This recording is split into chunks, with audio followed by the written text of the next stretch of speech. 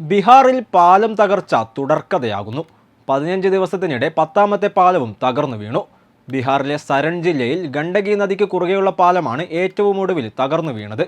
15 വർഷം മാത്രം പഴക്കമുള്ള പാലമാണ് ഇപ്പോൾ തകർന്നു വീണിരിക്കുന്നത്. സംഭവത്തിൽ ആളപായമൊന്നും റിപ്പോർട്ട് ചെയ്തിട്ടില്ല.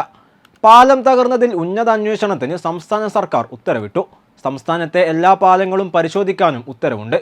കഴിഞ്ഞ 2 ദിവസമായി പ്രദേശത്ത് ശക്തമായ മഴയാണ്. വെള്ളത്തിൻ്റെ അളവ് വർദ്ധിക്കുകയും ഒഴുക്ക് കൂടുകയും ചെയ്തതാണ് പാലങ്ങൾ തകരാൻ കാരണമെന്നാണ് വിലയിരുത്തൽ.